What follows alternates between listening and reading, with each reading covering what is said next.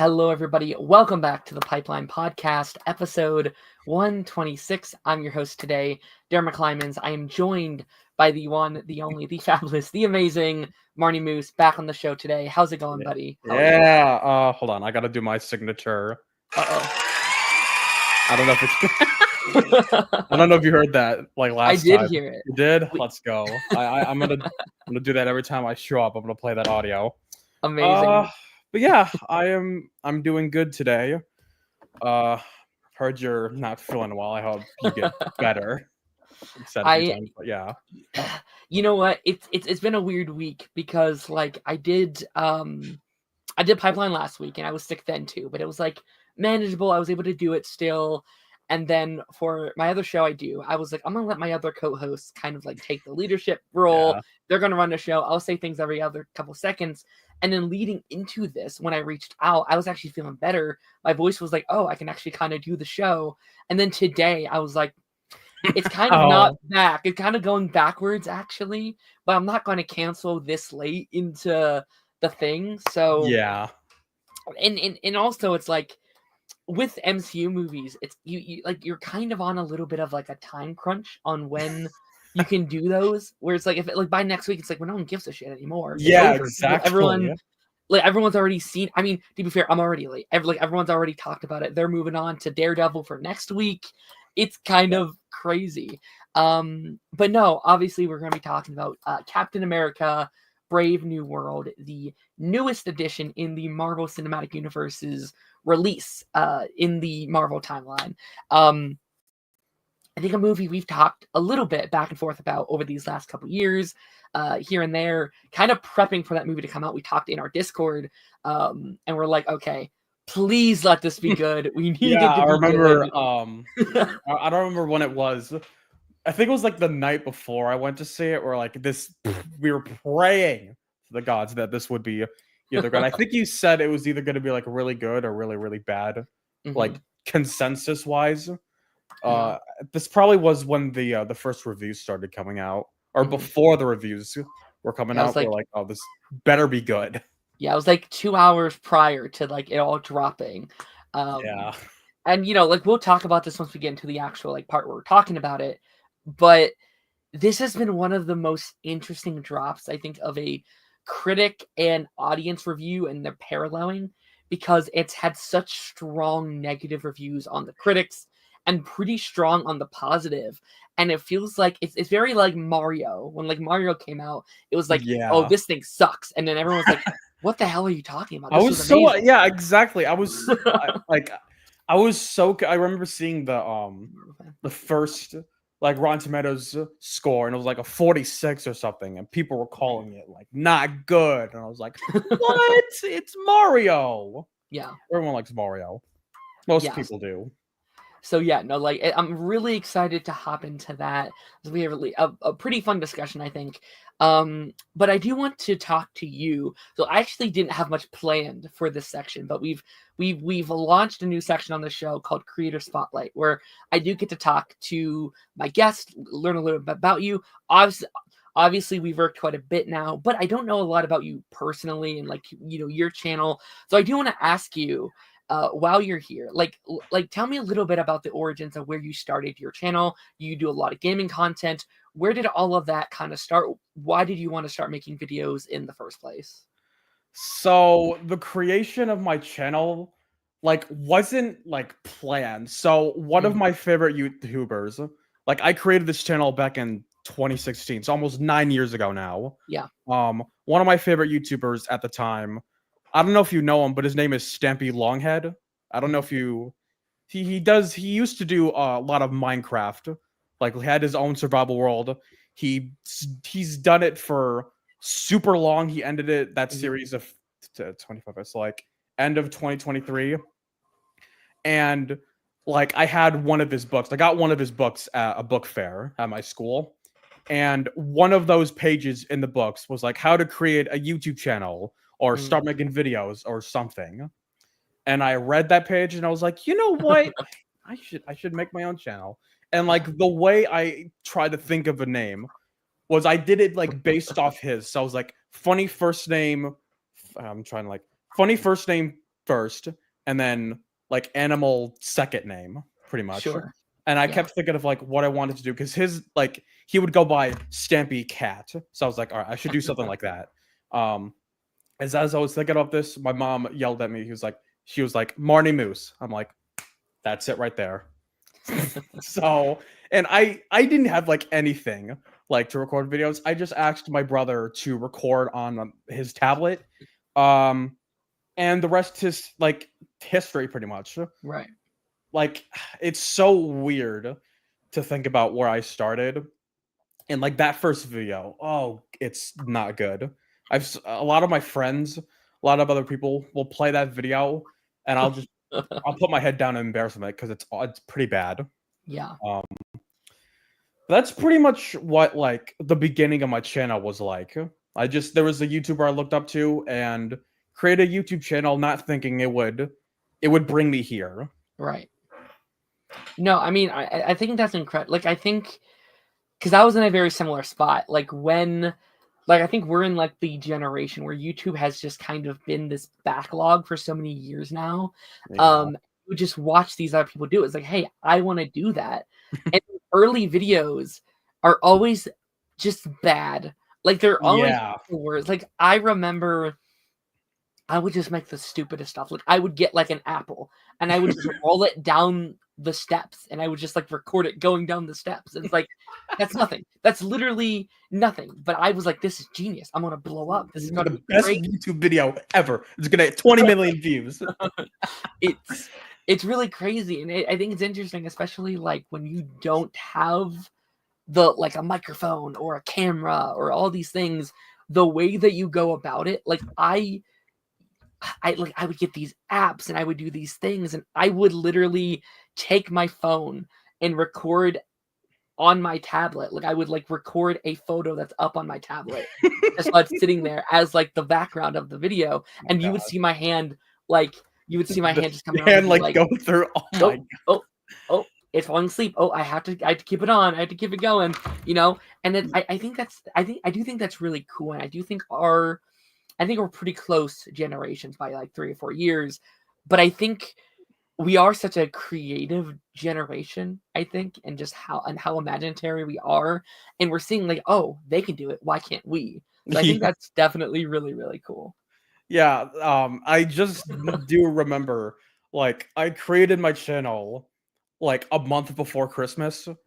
So like before Christmas, like between the time when I created my channel and then before Christmas, Mhm. when it came to like writing my Christmas list down, I did do some research about like different like recording stuff, and one of them was like Right. an Elgato capture card thing where I could connect it to my computer and then to the Xbox and then record. So it would be like a really good quality. Even after I got that, I still insisted on recording on a tablet. I didn't even bother with that. For the Aw. longest time, I would just record videos on a tablet. I didn't edit them until like 2018 or 2019 Yeah. until I got like it was like a tablet editing software called Cute Cut Pro. And it wasn't until like early 2020 where I was like, all right, like I actually started to use the capture card in 2020. I just used one of my microphones. It wasn't like this one or anything. It was like a cord one that you plugged in to the computer. And then trying to think. I did use the capture card. Ah, dang it, my mind is blanking. I finally actually got a good video editor. It was called Movavi Video Editor, like 2020, 2021. Oh, no, it was 2020 version. And that was the one I used for a year until I switched to the 2021 version, in which I used that and for a few years until I got Final Cut Pro, which is the one I use now. Sure. So seeing that evolution of like how I did all that is still weird. Yeah, no. Yeah, it's definitely a really, just speaking on my own terms, it's very interesting looking back and being like, what were you doing? Like you were doing nothing really. Like it's really crazy. Yeah, like But like you sorry. have a really good channel now. Like I love your editing. You make some really great content. So it's cool, definitely, to see where you started and where you are Yeah. now.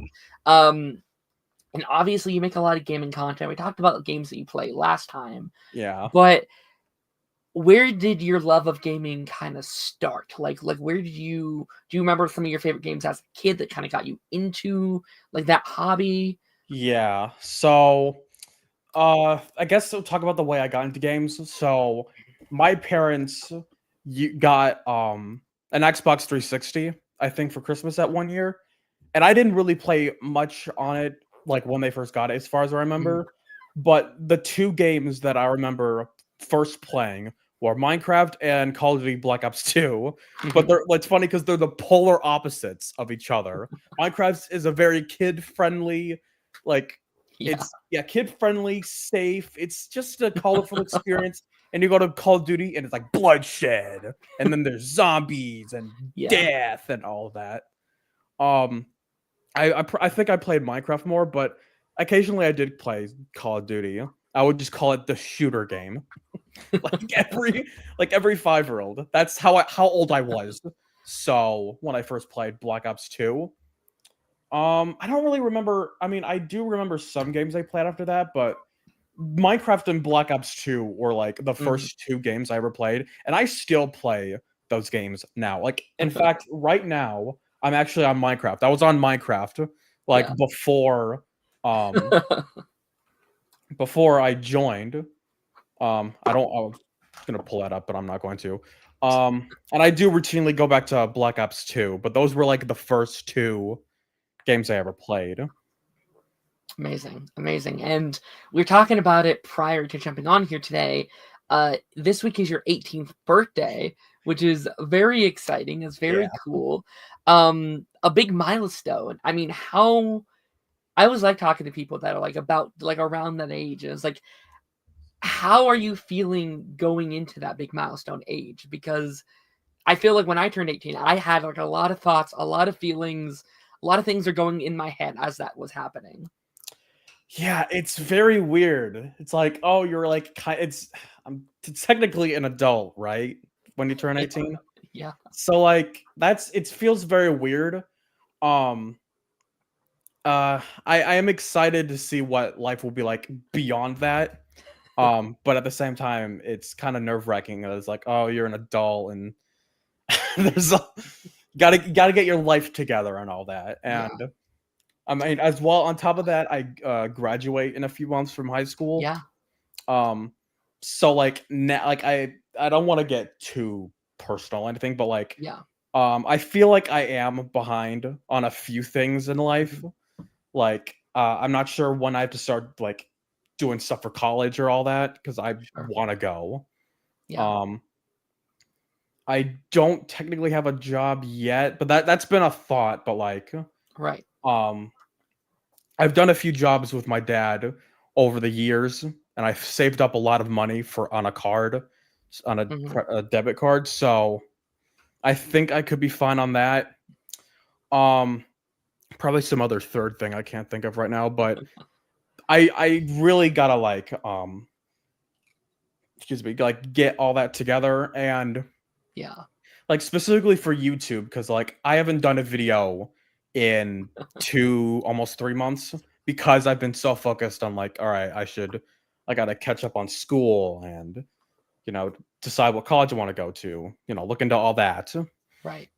Um, but like it's just been a stressful time to like actually plan all that out and also stay top of like school right now to Mhm. because there's a few classes I have a low grades on and I want to make sure I like get those up before Yeah. like graduate in a few months.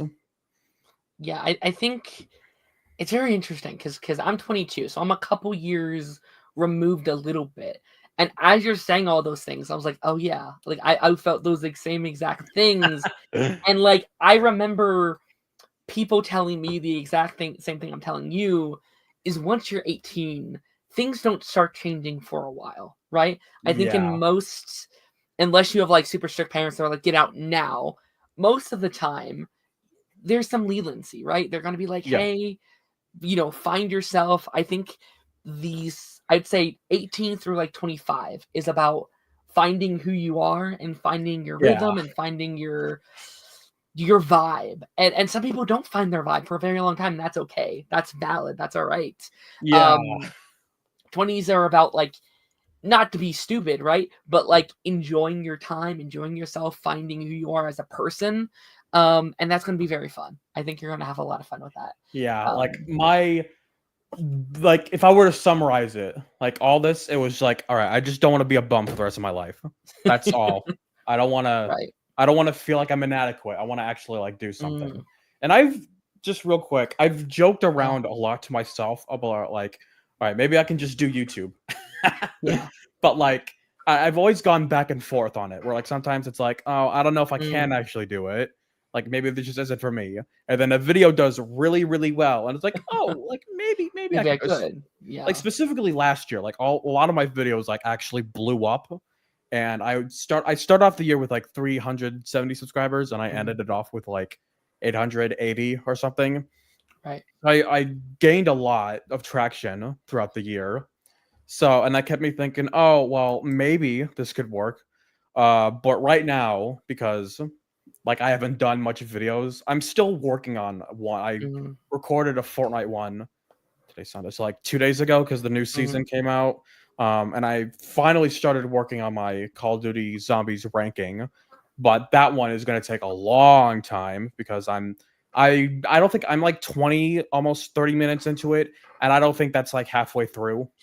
I'm not even sure. It's going to be a long video if I ever actually get that out. But I've been putting that on pause because of like school and stuff. Yeah. I remember my like senior year was weird because I was a senior kid, right? Or I'm sorry, I was a COVID senior kid. So COVID started in my junior year, went halfway through my senior year. So that time was very weird, I think mentally, because I think no one really processed that like it was our senior year, right? We were just kind of at home doing stuff. And then once it got here, it was like the back half of the year. It was like the final semester of our senior year. It was like, oh shit, we're about to graduate in 2 months. This is crazy. It's the same thing this year. Like, sorry, I didn't mean to interrupt, but no, you're fine. Like during the beginning of the year or the school year, I was like, it just doesn't feel like my senior year. Like it just kind of feels like a regular school year. Yeah. But then like we get to like earlier this year, or like when we start our second semester, and it's like, oh yeah, it's like we graduate in like a few months. Like this is our like last year of high school. Yeah. It feels really weird that I'm here. I didn't actually like. I'm surprised I never got held back at all. I feel like there were a few times where I should have been held back, but I did not. I'm still here. Yay! Amazing. Yeah, I'm super happy for you. Congrats on your senior year. I really hope you have like an amazing birthday, and excited to kind of see your journey on just in general. Thanks. But yeah, we're gonna hop into a couple of news stories here. Again, not too much because we're not going to do too long of a stream. But there are a couple things I do want to bring up that I think are very cool. This first one, my favorite news story of the week. This might end up being my most anticipated show of all time. Marnie, are you a Avatar: The Last Airbender fan? Is that a franchise that you like? Although I haven't technically. I know a lot about the show. Ooh, okay. I have seen a lot of the show, a lot of discussion online. I've seen a lot of clips on TikTok. I haven't technically watched it. I should actually watch it. Yeah. Although, like I mentioned with school, I haven't had time to watch the few shows that I started a while ago. So I don't know if right now would be the good time to start. But like, I do want to check that one out because I've heard a lot of things about it. No, absolutely. So this is definitely very exciting to me. Avatar 7 Havens is officially in the works at Nickelodeon. Now, I love Avatar. I'm very late to the game. Like, I didn't grow up on it like a lot of people in like my generation was. Kind of just to take off our COVID like combo. I watched it during COVID. because there's nothing to do, and everyone's like, the show's on Netflix now, you have to watch it, it's amazing, it's fantastic. And like I went into that show being like, it can't be that good, right? It can't be as good as everyone says it is. And it's like, oh, it is as good as everyone says It is that okay. good. But this is exciting because a little bit of background about this project. This was technically semi-announced several years ago when they launched Avatar Studios, which was basically a whole animation studio surrounded upon this franchise after the creators left the live-action series that Netflix was working on.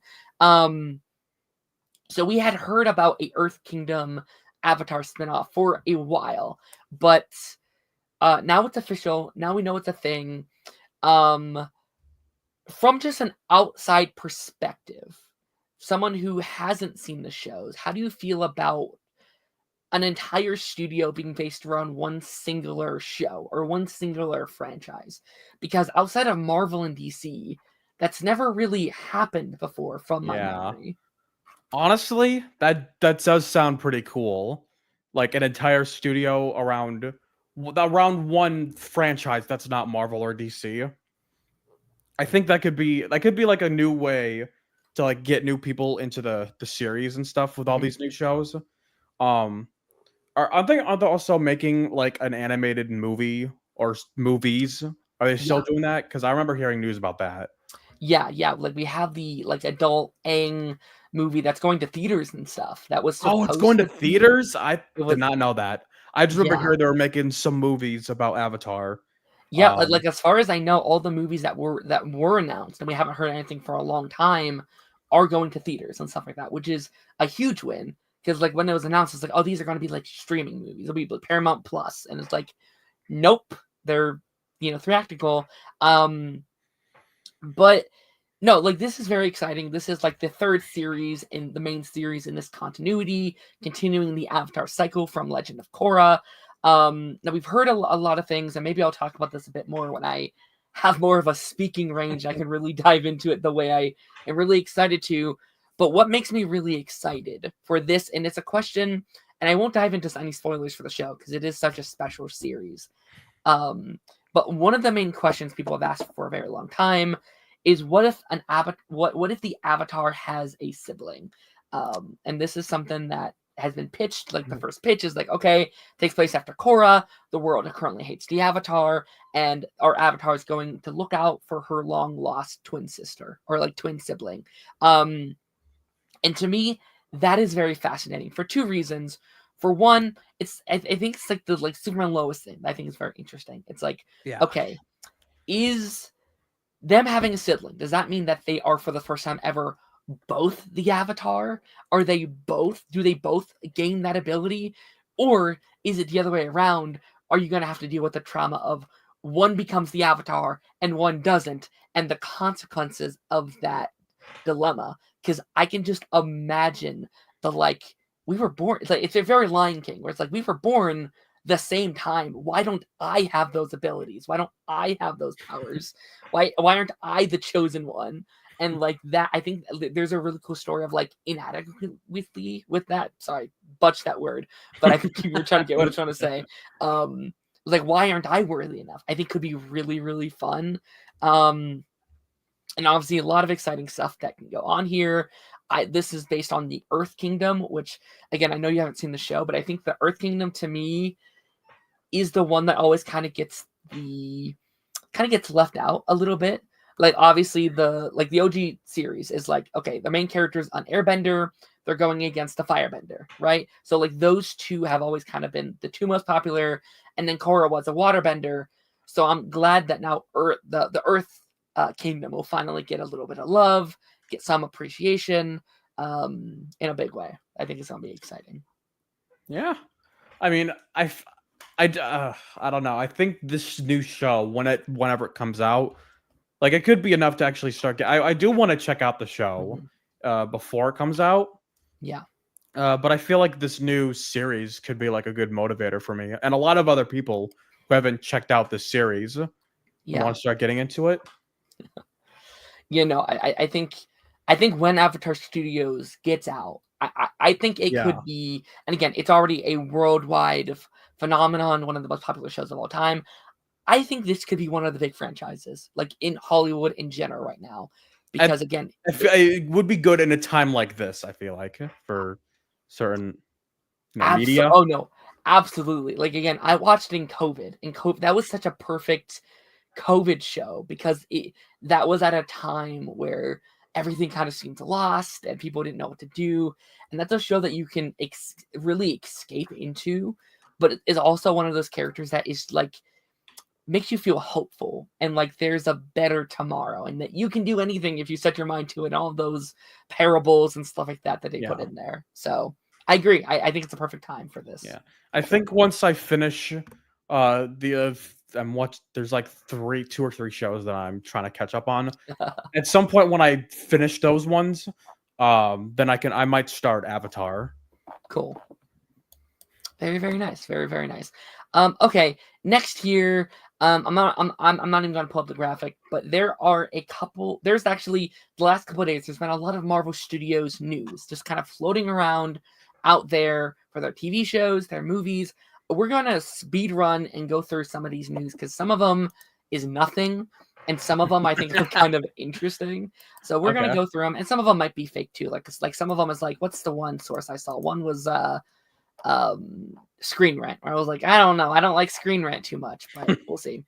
Every clock is right once a day though.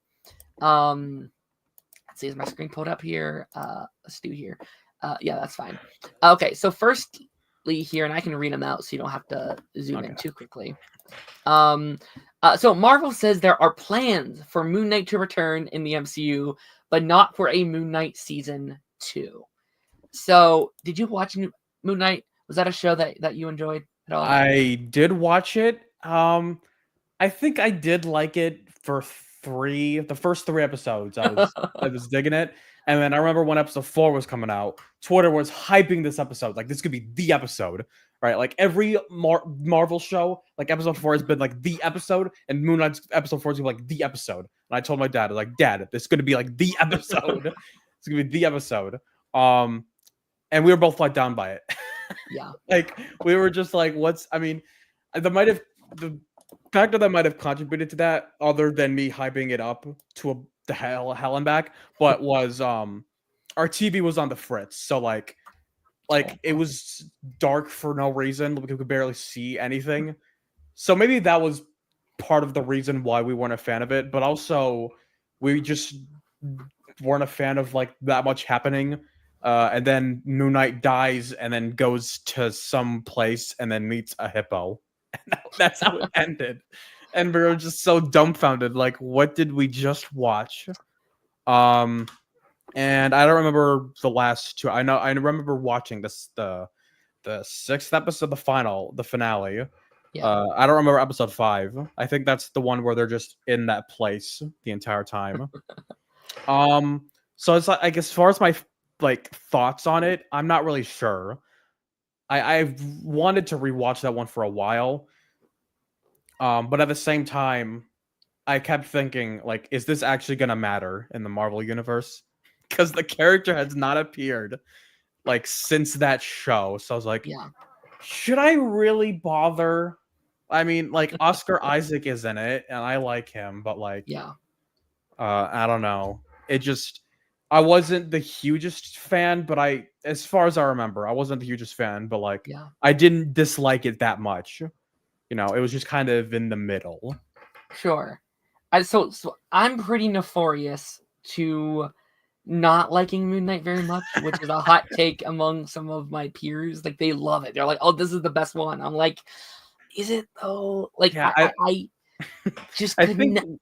Sorry, I didn't mean to interrupt. I think one of my friends is actually a fan of that show, or I think he really liked it. I have to ask him again what he thought about it, but I remember him saying he liked that one.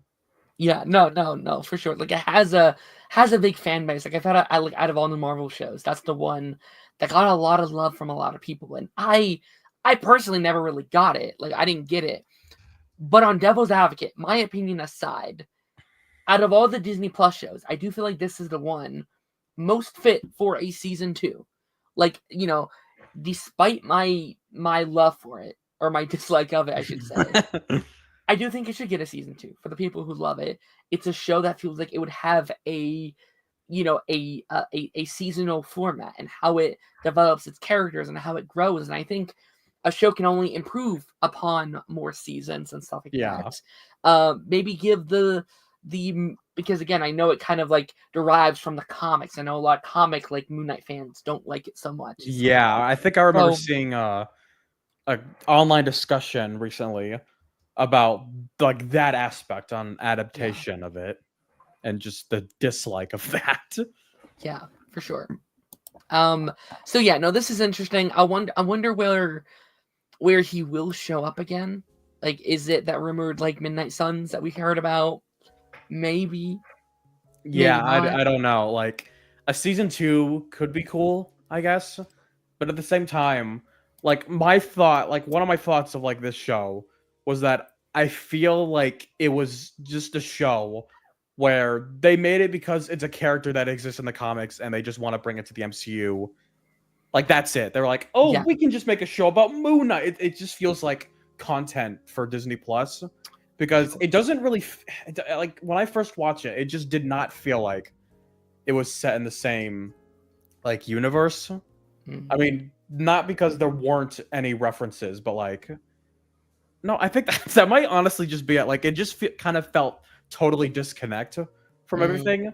So I felt like, if they didn't bother with it, then I don't know if I don't really know. Like, it's kind of hard to describe, but like, Yeah, and like I think that's okay. Like I think it's okay to have a project that feels disconnected. But if yeah, then like, it's disconnected, why not just do a season 2 a year later, right? It's not connected yeah, to any of the movies. You could just do we could have had 3 or 4 seasons at this point of this show.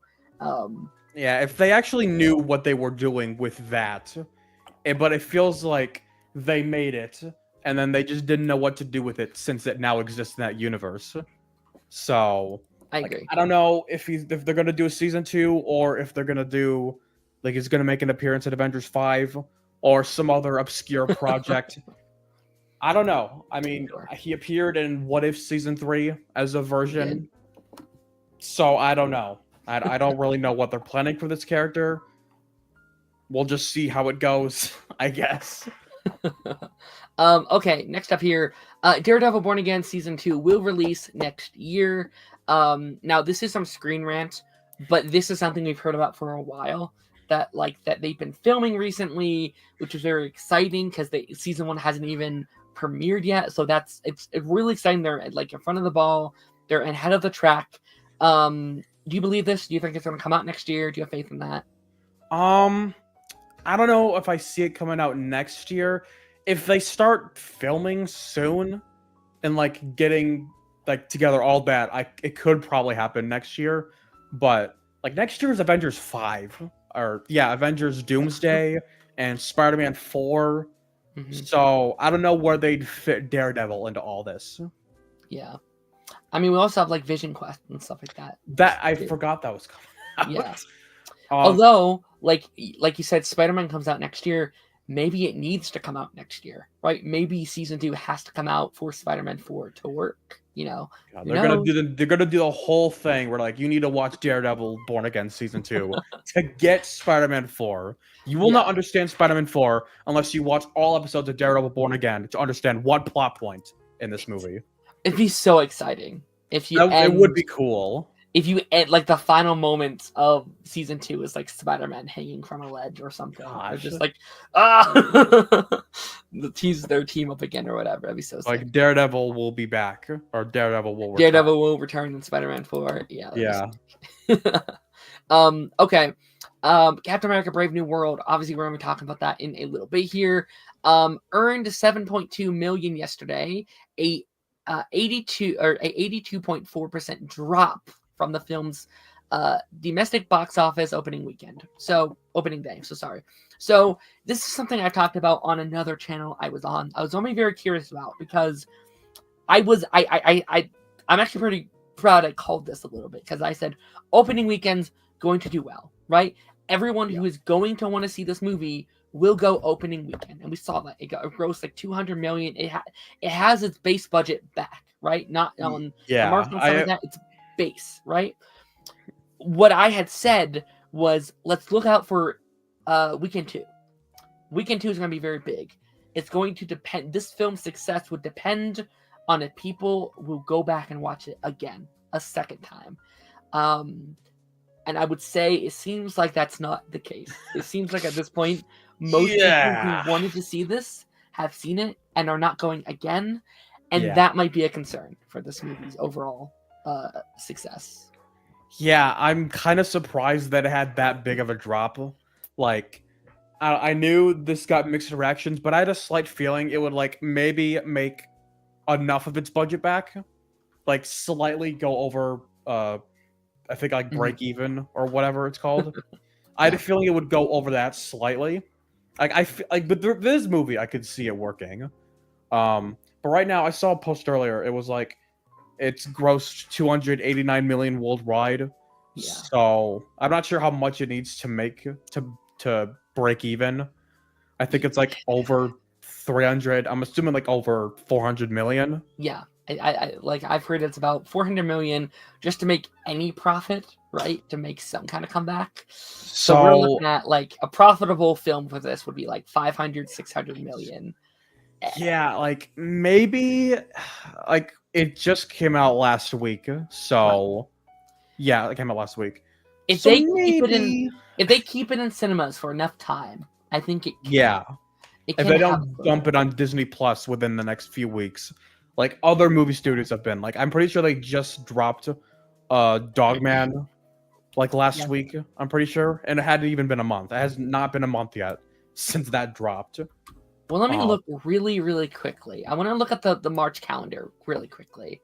So I guess it's gonna be interesting because Marvel's might shoot themselves in the foot. Because Snow White comes out in a couple weeks, right? And I know not a lot of people are excited for that. Yeah. Like it or not, whatever. I think I am personally, but like, you know, say what you want. Families, I think, are still going to go see that movie. Yeah. I think that has a more like general audience vibe where like families are going to be like, yeah, Snow White. We like Snow White. We don't have to watch any other movies. This movie, you kind of do. Like this is something I was thinking about. Maybe we'll talk about that in a second. Yeah. You can't just this isn't a movie where you cannot have ever seen an MCU movie, you know, and be like, I'm gonna go see this movie. It's like you have to have seen the Captain America movies, have seen Avengers, have some sort of history in this world, or you're just not going to give a shit. It's just plain and simple. You're just not. So there is a barrier to entry a little bit with this movie, which yeah. Hold on, I want to pull it up real quick. Have you seen Hideo Kojima's review of Captain America 4? Yeah. I don't know if I can find it, but he saw it. It was like, I vaguely remember Steve getting the shield after Endgame. But like, what was with everything else? Like that. If that doesn't describe certain discourse around the MCU and like it required to be homework, then I don't know what is.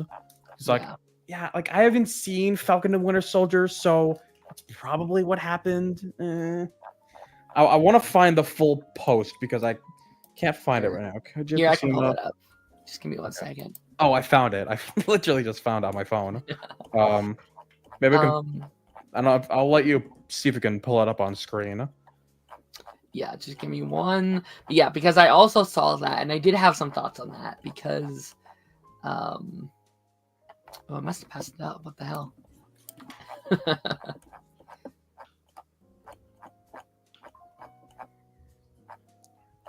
Oh my gosh, where is it? But yeah, no, I mean, anyway, like I think like that pissed like that post pissed me off like quite a bit. But like I also think like I don't know, like people just don't want to do homework these days. Like they just simply That is true, but like I feel like in the case for this movie, like I don't know if you technically need to see a lot of the projects to see it. I mean, I'd say the Cap movies, and I don't know, because if you remember Endgame and like the end of that movie where he gets the shield, and then watch this one where he has the shield, like you don't. It's not like Like if you just know, if you can deduce that in Falcon Winter Soldier that it becomes Captain America in that show, then you don't really need to fully watch that. You can just kind of, if you even if you've never heard of that show, you could just go in from Endgame to Brave New World, and be like, oh, he's Captain America now. You know, Right. I feel like that's how my thoughts are on it. And with Oh, other plot points, like with the Celestial Head, like right. you don't need to watch all of Eternals. I don't think for that plot point, because they don't acknowledge that at all. Like all the Right. Eternal stuff, they mentioned there's a giant Celestial. I don't know. That's kind of how I feel about it. Like I feel like you don't technically need to watch all this stuff. I Yeah. don't know. I don't think I'm describing it the best, but I like that's it's weird how. though, but like I also think you have to like care about Sam as a character At it, and Isaiah as a character to kind of like vibe with this movie. Like yeah, again, like if you walked in here never seeing a Marvel movie before, you're not gonna like yeah, this movie. that's You fair. just won't. You simply won't. Um, I mean, I but feel like that would be like the only. If there was something you did need to watch for this movie, I'd say it was Falcon and Winter Soldier. I But agree. And after seeing this newest movie, and again, I know we're gonna get there, yeah, that should have been Captain America 4. I've never yeah, been more certain that I think the template works just as well on the big screen. That show is formulated like a movie. I think that has the stronger arc for Sam as a character. yeah. Sorry, I didn't mean to interrupt again. Go ahead. No, But no, you're fine. I think thinking about it now, they could have they could have done that as Captain America 4, and this as like Captain America 5, maybe. Yeah, That's how I yeah, think about it. But like, I don't know. It doesn't phase me that much as yeah, some other people thinking about it. But that does sound like a wasted opportunity. yeah. And I think like, and again, we'll get to this, but like, I think you needed to bring like I think you needed to convince this man was Cap, and of course he is Cap. He's phenomenal. But I think you needed to introduce this version of Captain America to the modern audience 5 years ago, right? I think you Yeah. should have done that story that you did back in 2021 on the big screen, and to the whole world. This is Captain America. Now 6 years after that Endgame moment, I think people are like, "Oh yeah, he is Captain America now, huh? That's okay. That's cool." Yeah, like yeah, it's just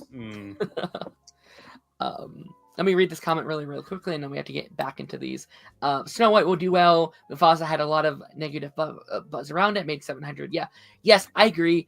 The yeah. only thing I will say around that, Lion King is much more popular than Snow White. Simply is, Lion King is one of the most profitable brands of all time. But I think people are underestimating the power that Disney still Yeah. has, I mean, especially in not a huge month. Like there's not a lot of other stuff coming out, so I think it will. I think it will do well. I do. yeah, I remember this was during December with all the Sonic 3 and Mufasa like buzz. Like, oh, Sonic 3 is gonna do so much better than Mufasa. It's gonna make so much money. And then Mufasa outgrows that movie. Um yeah, that's pretty much it. Yeah, Like they have a despite lot of. negative buzz, it's just gonna make so much money. I think the same thing happened with the Rise of Skywalker. Not many people liked it. It made $1 billion. Mhm. You know, I No, mean for that sure. isn't the full case for some movies. Like Marvel's owned by Disney. I'm pretty sure, right? They're okay. I just had to make sure. So certain movies that they've made, you know, got negative buzz sometimes, and also not made much money back. But that's been more recent, like Yeah, struggles. yeah, and Right? not to get off on a tangent on Snow White of all things, but I have been curious because Snow White is like I'm gonna be so curious what it looks like because Snow White is just fundamentally less popular than a lot of the stuff they've rebooted in the past 10 years. Right? It's less Yeah. popular than Lion King and Aladdin and Little Mermaid and stuff like that. So I'm curious.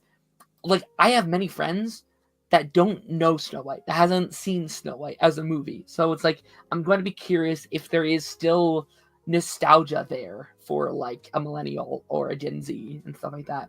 Yeah. Okay, got to get through these. I got to get through some of these because we have quite a few here. Spider-Man 4 has been delayed by 1 week. Now, I don't have any thoughts on this outside of I think Oppenheimer also comes out that week.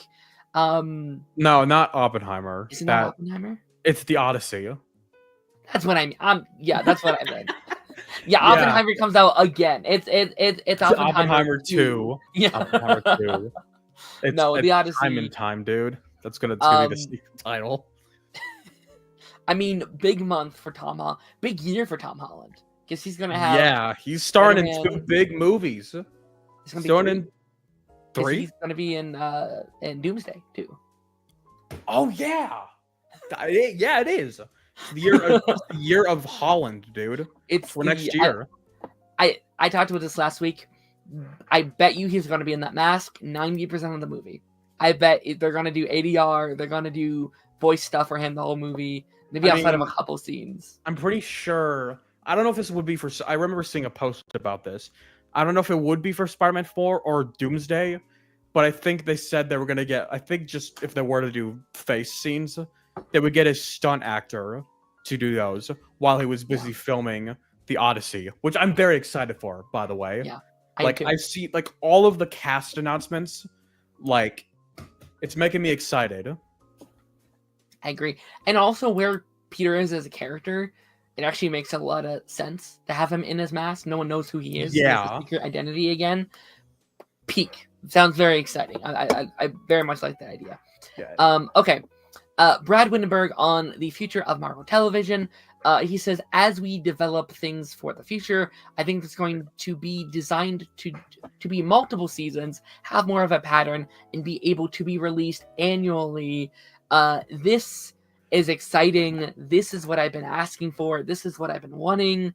I'm currently going through the Defender show for the first time and a lot of those shows, and it made me realize how much I missed Marvel doing like I don't want to say real TV, but like real TV in a sense, not these like big events. Right? Like I miss those kind of shows. And I loved Loki that it was this 2-season thing. Daredevil seems like it's going to be a multi-season thing. I would like Agatha to be like a multiple season thing. I really hope Agatha gets a 2nd season. I really liked that. I mentioned last time I was here. That was pretty good. I like that. I agree. So this is exciting. This is what I want. And we might talk about this in a second with some of these other things here. Out of all the Disney Plus shows, which are the ones you would like to see get a season 2 the most? Or season 3 or whatever. Well, one of them would be Miss Marvel. I like that character. The I guess say style, the sauce, I guess some would say, with like the different visuals and stuff. Like, I don't know. I feel like if they did a first season where it's just her learning her powers and like just her inner community, if that was just for season 1 and they left all of the like other background stuff of like her heritage or whatever for season 2, that would have worked a lot. But as it stands, I don't know what they would do for a season 2, but I'd really like it if they did a season 2. I mentioned Agatha should get a season 2 for that whole plot line that the finale set up of looking for Billy. Is that who they're trying to Billy? So that would be pretty cool. I don't know how they would like switch it up because the first season had that really witchy dark fantasy vibe. So I don't know what they would do to switch it up. But I think if there was just a journey between those two characters clashing and then some sort of supernatural force trying to stop them, or whatever, that would be really cool. I don't know if this is a hot take, but there's a part of me that wants She-Hulk because I feel like the format of that show. Perfect. I want to rewatch that because it's been a while since I watched it, but I didn't hate that as much as everyone did. Like, a lot of I think a few of my friends actually hated that. But I didn't hate it. So I feel like another season of that format Yeah. could work. Yeah, like Um, formulate it. That's my problem with She-Hulk. I loved when She-Hulk hit. The problem with She-Hulk is they didn't let it be a TV show. It starts as a TV show, but it doesn't fully let it be the 30-minute sitcom comedy, like lawyer yeah, comedy that it's meant to. And then in the final like 3, they're like, holy shit, we need a big bad. We need, to build this giant narrative. I was like, no, you don't. No, you don't. It's fine as a sitcom. Let it be that. It can just be character stuff. You don't have to build this giant narrative. It's fine. yeah. It's really funny because when I was watching that show, I was kind of bugged by the fact that there was no central plot. So then when they actually teased something in like episode 6, it's like I told my parents, I'm like, "Oh my god, it's a main plot. It's starting." I was so excited. It's And they like they followed that a little bit, but I remember from that initial reveal, I was like, "Holy crap, they're actually doing something. Like, this is insane." it's it's weird though because like people say they want new things. They want different things in this universe. And it's like, okay, here it is. And we were like, what's that? That's not what we know. Give us what we know? People So aren't going to be happy at all. no. Like sometimes we just don't deserve that kind of stuff. Sometimes I feel like Yeah. I don't want to deviate too much from this, but I remember, if you want to say this would be a Fortnite for a second, just hear it with me. But there Yeah. was a few like a while there was a Juice World concert or something, Yeah. like a bunch of different like concerts for artists, and like there were people hating on it like for different reasons. um and it's like this community, it was very ungrateful sometimes, like for some of the negativity, and I was like, god, we just don't deserve anything. No. Like that's kind of how it is here. Like they're giving us something interesting, something new, and everyone hates it, and it's like sometimes we just don't deserve that. Yeah. You know? For sure. Okay, so this kind of goes in line with what we were just saying as well. Hawkeye season 2 is apparently being explored. You can kind of revisit it whenever, and we're looking for opportunities to do so, said Brad Windenbaum. I mean, I'll say, out of all like the Disney Plus shows that I think could get second seasons, this is the one where I'm like, not that I would be opposed to it, but I don't necessarily think it needs one. Yeah. Like that's like I think this and Falcon and the Winter Soldier are the two where like these should have been movies. These should have been big budget things. And again, not that I'm opposed to a new thing with Hawkeye, but I think I'd be more into like something surrounding Kate Bishop. If that's going to be Young Avengers, if that's her own individual project. Again, if it fits the narrative, I'm like, okay, cool. But again, I am wondering where Young Avengers fits into the overall whatever, right? Yeah. Like, where do we see that again? I want to bring this up, but like I feel like with the like one big problem for me with the multiverse saga is that like they're having a lot of these projects, like Hawkeye season 2 possibly, and like a bunch of different other shows getting season 2s, and then some other shows being in development. Yeah. Like it feels like they're all branching out into their own plot lines rather than like trying to link them up into one. Sure. Like there's not a problem with like multiple plot lines, but there is just so many things a lot like that are doing in it. Like I had a feeling that some of them were gonna connect to Kang, like the 10 rings and the Miss Marvel's bangles. Like I had a feeling that those were to be like Kang related or something, like to tie that into the Kang storyline. But they're not doing that anymore. It's all Robert Downey Jr., Doctor Doom now. Yeah, and like not to go on another tangent here because I know we keep doing that, but it's like Yeah. for a while that was the plan, was to like, okay, we need a bunch of new characters to set the next generation. Let's pitch all these TV shows, all these movies, and then COVID hits, and then the strikes hit, and then we had to change a villain, and they realized, oh, we can't get back to them. We physically cannot get back to these stories, and now it's almost too late for a lot of these things. Now we have to end it all. And now we're about to get like an 80-person cast for Avengers Doomsday. Yeah, that's gonna be filming next month, I'm pretty sure, or like in April. Yeah. Like, and they're also trying to get like every other project that they need to out this year. Like, there's Daredevil. Yeah. I think that's running into April. May is Thunderbolts. June is Ironheart. I don't know. July is Fantastic Four. Yeah. August is, I think, Eyes of Wakanda. I'm pretty sure.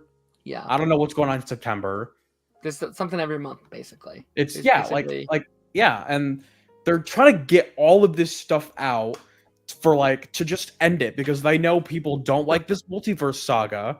yeah. So they want to get it. They want to rush it all out the wazoo. Finish Yeah. it up. They have to. They like some of these have been here way too long. Ironheart, Zombies, Spider-Man this year.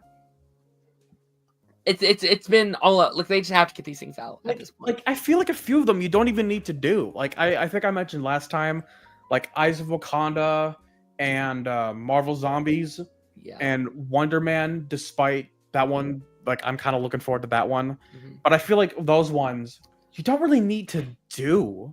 Like Definitely a part of the old regime. Yeah, at like Marvel. where they were just kind of it's what I'm saying. Like they were just looking at things to greenlight and make. Like Yeah. Wonder Man, they saw a comic of him, was like, "Oh, we got to make that a Marvel character. Let's do that." Yeah. So Yeah. It's gonna be interesting. Definitely. Okay, we have a few more here, and then we have to move on to our main thing. So this one's really funny to me. Marvel has paused development on 3 TV shows: Nova, Terra Inc., and Strange Academies. Now, which is really funny to me is none of these were technically officially announced, right? Yeah, These are projects that we heard, some people said, oh, this person said, and Kevin Feige did mention Nova at one point in time, but like Kevin Feige never got on a stage and said, okay, introducing Strange Academies, 2020 billion, whatever. So let's go over those. Nova's, I think, the big one that's being paused. That's the one that we're like, oh. It was rumored for a long time, like Yeah. whether this would happen or not. And I think they said it was actually happening, but now it's paused. Just don't bother. Just like I don't know. It could be interesting to see how they would do that, but like at the same time, just like wait until the saga is finished. Yes, that's honestly what I think these are. I think I don't necessarily think these are an issue of we don't want to do these anymore. I think it's something like we have to prioritize, and I think we're seeing that with the like Rhodey project as well, and a lot of those kind of stuff. I think they just have to prioritize getting to Avengers and wrapping the saga up. I don't think we're getting any new announcements, and if we do, it'll be post Secret Wars. But I don't think we're getting any new announcements ahead of it. I think what we have right now, Vision Quest, Spider-Man, Avengers, I think that's it until the next era starts. Now Nova, I think that will still happen. I think they're just waiting. I would not be shocked though if they pitch it to a movie instead of a show. Nova just seems like a character you would want on the big screen, personally, to me. Maybe I'm wrong. Terra Inc., I'll be honest, I don't know who the hell that is. I didn't even know that was like a thing that was in development. That post that I've seen right there was like the first time I've ever heard of the Terra Inc. ever, and I was like, that was a thing that was going to happen. Which again, that's exciting. Like it's exciting that we could have potentially had a character that we didn't know about that we got to learn about. Right? That's really cool. Yeah. From my understanding, I think it's like he like takes apart his body parts and he can do stuff like that. That sounds sick. That sounds very creative and cool. Pitch it later on. Bring it back in like 3 years. I'm cool with that. Strange Academy is another one that's gonna be interesting. I like the idea of like a Wong training his students. It's very like Justice U, right? Again, pitch it in a couple of years. Again, honestly, out of the 3 that are shown right there, I'd be more excited for Strange Academy than anything else. I don't really know anything else about Nova or Terra Inc. And I know Wong, so no, that's fair. That one would have been fine to do. And he's the most like spin-offable character to ever exist. Like he is so like, oh, the like fun side character over there. That's really cool. Yeah, give him a show. I'm actually shocked they didn't pitch that like 2022 or something. Yeah, like, I'm surprised they didn't do that after Multiverse of Madness. I'm like that show or that movie like set up a continuation or something like that in the for Strange in the I can't remember it now. and that's such a How much perfect house like forever, but like multi-season character, right? Like you can just have yeah, Wong doing his thing, maybe with uh I'm sorry, America. Erica Like have the Chavez. yeah, like have those two characters over there. They're not huge to the MCU, so you could just have them doing their stuff for like 4 seasons. Cool. They're on their own. They're doing their thing. Whatever. That would be awesome.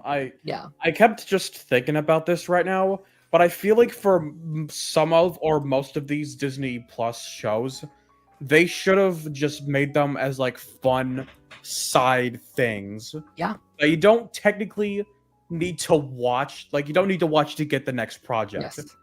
but just like like they can introduce or tease up some sort of plot point and then a movie reintroduce it. So Yeah. like you're not being forced to watch it. It's just like a fun little side thing in the MCU and not like a required viewing. But I feel but you know like. what the funny thing is? That's what they were already doing.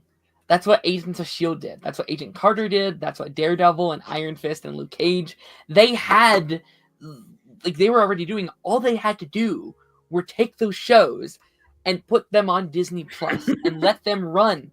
We would have. And what's so crazy is now where they're trying to do that. They're like, oh shit, okay, bring in showrunners, bring in Daredevil, bring in these things. It's like you could have saved 5 years worth of troubles if you just did it then. Yeah, like it's crazy how it took them after the writer strike, I think it was, for them to be like, "Oh yeah, we need people to run the shows." Like how I want to know what they were thinking. Like, "Oh yeah, we need people to run the shows, huh?" Yeah. It's crazy how they went that long without thinking that. It's crazy. I want to read some of these comments here really quickly. I would love a Moon Knight season 2, but I feel like that's not going to happen considering what they said. Agreed. Unfortunate. It would be better if they did it like 1 or 2 years ago. I feel like It should have happened. if they like I mentioned earlier, if they knew what they were going to do with that character, then they would probably do a season 2.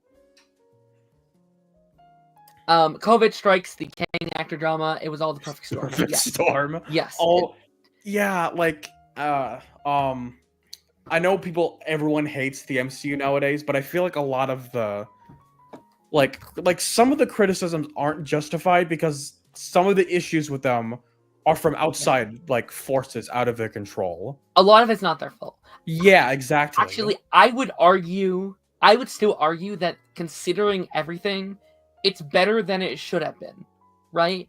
Like that is true. I would still argue there's only like 1 or 2 like bad, right? Like I'd say like Secret Invasion, maybe Thor 4 are like the only like what I would consider bad MC projects. Maybe Dark World as well, right? Like there's still like I think normally they just exist on that like that was okay, or that was whatever kind of thing. Yeah, like, the only one that the 2 projects that I consider bad are Dark World and Secret Invasion. Yeah. Bad. Awful. Yeah, awful. Like, I don't think there's been a project in the MCU, like, now, Phase 4 or 5, that, besides those ones, that I'd call bad. Even Thor 4, everyone hates, but I've just been like, it's fine. Like, not bad, but, like, not as bad as people say it is, but it's not very good, Yeah. Let me read this one. To be honest, I'm kind of ready for the saga to be over. I'm ready for the X-Men. It feels like this saga is just a slow burn to get to the X-Men. Yeah. It feels like they just want to do X-Men. I remember I just saw a post before all this that mentioned they're going to start thinking about the X-Men movie or something like that. Yeah. So you can really tell that they just want to move on. Yeah. No, for sure. And I think we're all kind of like I am craving a fresh start as well. Like again, it's been I think it'll be 7 years. It'll be like a 8-year journey from Endgame to Secret Wars. So I'm definitely ready for a fresh start with Fantastic Four, with X-Men, with Blade, with maybe Nova, with some of these characters. I feel like we've been hearing about Nova. MCU Nova project for 8 years. Yeah, it was pre-Endgame. We had heard about it. It was rumored. Is it really that long? Like pre-Endgame?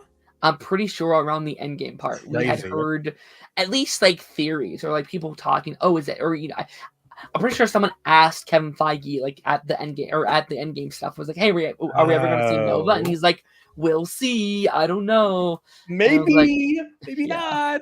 He's gonna have his own cap that has the Nova logo. That'd be yeah, like that's gonna. I know he does that a lot. Where like he'll have a cap and they'll have a logo of a movie. I'm pretty sure he did the yeah, same thing for Deadpool and Wolverine. So, yeah." um, uh, I don't Okay. know. Are we still going through? Yeah, we Or got like 2 more here. I'm so sorry. I all do right, just want to it's get through fine. these. But I wanted to like Um, mention this real quick. Go ahead. Go ahead. Go ahead. Um, two things. One, I feel like they took 2020 off because of COVID. Marvel did. I think they should have taken 2021 off. Like, give it like another year to think about like what they want to do. Because I feel like looking back now, like 1 year just didn't feel like enough. So I felt like for certain projects they should have taken that 1 year off, or at least like half of 2021. Mhm. And then come back in like 2022. I feel like they should have done. Yeah, and it's also like again they had some weird because the first thing back was WandaVision, which was a good Yeah, comeback. it was at the very beginning of 2021. They Yeah. dropped it. Then the first movie was like Black Widow, which I still think Yeah. was a bad choice. Like looking back on it, I honestly would have made it Captain America 4. I think I would have been a made much better opening. Or yeah. Brave New World. We're not gonna talk. Actually, I might wait until we actually start We talking. have to get there. Yeah, I know. Yeah. We're so far behind here. Oh, Okay, just really quickly, these two here, we can speed through them. Spider-Gwen will be in Friendly Neighborhood Spider-Man Season 2. Are you caught up on the show at all? Are you watching this? So I did watch the first 2 episodes when they came out, Okay. and like I mentioned earlier, with school, I had Very to busy. Yeah. yeah, I had to hold off on that. But earlier today, I caught up a little bit. I'm on episode 6 now, I think. I remember seeing a clip from the finale. But that's pretty much it. So I'm only on episode 6, and so far it's better than I thought it would Yeah. be. Because I was not excited for it whatsoever. I mentioned last time when we saw other Marvel news that the animation wasn't good, and I still don't love it that much. But like the writing, the characters, Yeah. the style, at least like the comic booky feel, like Mhm. that looks cool. I still don't love the movement of the animation. Yeah. It looks too like they filmed it in live action and then they just animated over top of that. But like it's better. Like I'm shocked. It's been pretty good. Yeah. Yeah, I think if people can like get past the animation of it all, Yeah. I think once they get used to it, because it took me a couple of weeks to get like, okay, this is, whatever. But I think once you get into it, you're like, oh, yeah, this is really good. I think if you can think about it as like a motion comic, Yeah. good. Yeah. Okay, final thing here, and then we have to get to our main topic. Yeah. All right. Marvel TV boss Brad Winnebaum says they're exploring bringing back some of the Defender characters into the MCU. I can't say much, but I'll tell you that it's so exciting to be able to play in that sandbox. This is such a nothing statement, but it's also very exciting. Again, I'm watching through those shows for the first time. I'm on Iron Fist right now, which is an interesting one for sure. Sorry, I didn't mean to interrupt again. No, Didn't you post about like Luke Cage or something, or you posted about some other show? And I don't even know if it was you or someone else, but like you posted to say I'm gonna watch this, and you're like, all right, yeah, I'm not gonna watch it. So okay, so that's you the thing. or No, that was me. I was like, I'm gonna watch Iron Fist. I watched the first episode. I was like, I'm not watching Iron Fist. And then my ADHD kicked in because I skipped it and I went to Punisher, and my brain was like, but you gotta watch it in order. You have to go back. So then I went back. I started it till I was like, fine. Okay. I gotta do it. Okay. I mean, have you seen these shows? Like, is there anyone from these shows you want to see come back outside of Daredevil himself? Yeah. So I did actually start. It's another show where I had to put off because of school, but I did start Daredevil finally. Okay. I'm only a few episodes in. And I remember like when I first started watching it, my friend's like, "Oh, what are you watching?" I'm like, "Daredevil." I'm like, "Oh, you're rewatching it?" I'm like, "No, I'm watching it for the first time." I was like, "What? You have not watched Daredevil?" Dude, Daredevil was like the best show, Marvel show ever. And he went on about this for like a week. Like every time I talked to him, I was like, "Dude, I'm gonna watch it. Like, calm down. I'm gonna watch it." And then I had to pause because of school, and I've not caught up yet. I'm only a few episodes into season 1, Yeah. and I don't know if it's later in season 1, but like I know people are talking about, oh, this is like a great Marvel show, and I'm like it's good, but like I don't know. So far, like it just doesn't feel like it's reaching the heights of how people are Mm. describing it. I mean, at least early season 1. So Do you think it's like an expectation thing a little bit of like yeah, everyone like says this is the best, so yeah, that yeah, might I just get be it. that. And maybe once I actually get further into it, Yeah. then it'll start to kick in that I'll be like, oh, this is like really, really Yeah. good. But Yeah, I like, like I think it's all amazing, but also I think it helps once you love the characters, yeah, right? Like like I'm not saying it's bad or anything. Like it's still pretty good, but like people like hyping this up, and it's yeah. like this is where everyone else would be like, and I'm just like right around Okay. here-ish. Like Interesting. it's still pretty good, but like I'm not like it's not. You know what I mean, right? Right. No, absolutely. I can definitely understand the like expectations tempering one's Yeah. enjoyment of a thing. I get it. Yeah. Don't worry, I'm gonna catch up. All right. Amazing. All right, we are going to be talking a little bit about Captain America: Brave New World, the newest addition into the Marvel Cinematic Universe. Yeah. Phase 5, Sam Wilson's first, I guess, first proper project as Captain America, if you don't include Falcon and the Winter Soldier. Yeah. Now again, this movie, again, I wanted to do it this week because I knew like if I didn't do it this week, I may not ever get to it. And like it's been such a big cornerstone of this channel since I launched this show. Like, you know, it's been in development for many years. I've talked about it over and over and over again. So I needed to make sure I at least did some sort of coverage on it. Just kind of general out of the theater, like what was your kind of actually really quick, what was your take going into the movie? Like, were you excited? Were you nervous? How were you feeling? So I was both excited and nervous. Like the online discourse and like everything behind it, like all of it went through the ringer pretty much. You know, they shot a version of the movie, and then they did test screenings, and people didn't like it, so they did rewrites. They did reshoots last year. One of the actors was like pro-Israeli or something. I don't want to talk about that all the too much, but Yeah. like people weren't like on supporting much of the movie because of that one Yeah. character. There were rumors of like a crap ton of reshoots and like $300 million wasted or something. Yeah. There's probably some other like fourth or fifth or sixth like negative thing about this movie that was going on, but like Right. it was weird. Like the trailers did look good. The trailers weren't all that bad. But because of like on the online discourse and like all the reshoots and stuff, I was like, I'm excited, but I was cautiously optimistic, is how I would describe my first thoughts given everything behind it. And then I watched the movie, and I'd say it like some moments it went above my expectations. Like there were a lot of moments like, oh, this is actually really, really good. I was vibing with it. And then there's a lot of moments where I think most moments were like really good, and then but like most of the movie was like, okay, this is exactly what I expected. Mhm. Is pretty much. Yeah, this is a weird one for me. Because again, like again, I had very weird thoughts kind of going into the movie.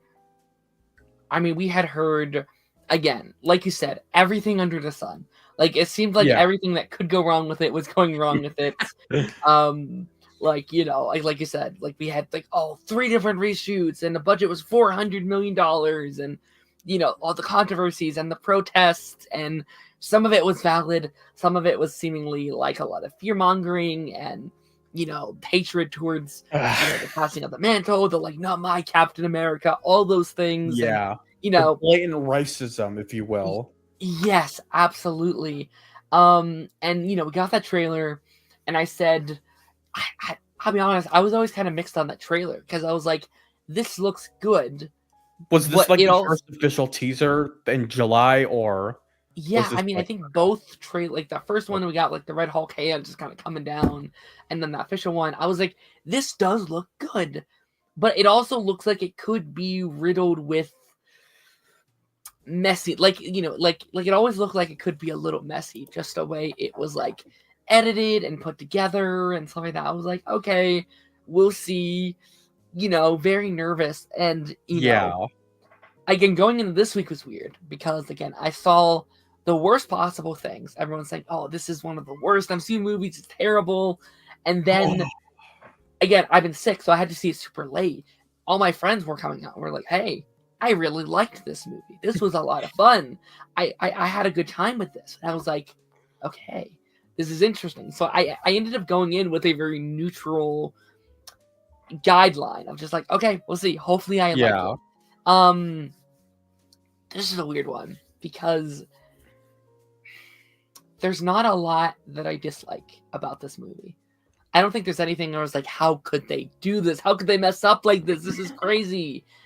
But the more I think about it, the more I'm also like, there's not a lot that I like love either. Yeah. You know what I mean? Like, there's not like oh, I can't believe they did this. Oh, how they did this thing was so good. A lot of it's like, it was a movie, a good movie. It was there, Yeah, like it's kind of the opposite for me, where I have a few problems that drag it down a bit, but then there's a lot of things that I really like about the movie, and it just blends together into like a mid-ish, average, good mush. Mm. Like not bad, but not amazing either. Just kind of good, just kind of there. It exists. That's all I'll say. Yeah. No, and I think that's my big thing. Is I wish it was able to say more. I think it came Yeah. in, and there's some cool elements in there. There's things we can break down here in a second, but ultimately, I feel like characters don't really have arcs. They're not really Oh doing a yeah, lot. I remember people kept mentioning something like stuff for Sam Wilson, like how he goes through some sort of arc, and I was like I don't want to hate, but like, did we watch the same movie? Because I didn't No, really notice that much. he, Like, there's not like there's no moments or anything about that. There are, but like as like an actual character journey, I didn't really notice that much. mm, Like all of the heavy lifting was from Falcon and Winter Soldier, was pretty much. So absolutely, I yeah. didn't really notice that he went through some sort of journey, like arc in this Uh-huh. movie, like as much as people were mentioning it. Which again is like a shame they wasted it on the show because that arc is beautiful, right? That arc Yeah. of acceptance to him, like I am not worthy enough, is so great, and it's the best part of this movie. Also, guys, we are talking about spoilers. So if you guys have not seen the movie, I forgot to say, Spoiler alert. yeah, like we are talking spoilers. But like there's a scene in there where he goes through that very similar arc of like he made a mistake. I shouldn't be doing this. I'm not ready. And that scene is incredible. But it's like, but you kind of did it in the last one. You kinda just did this. Which I mean, that's not always a bad thing because I get like you're going to always have that doubt, always that fear, Yeah. and that's your way of kind of reintroducing that element to the audience. But if that's all you're giving to the character is the same exact arc he had the last time, I don't know if I love it.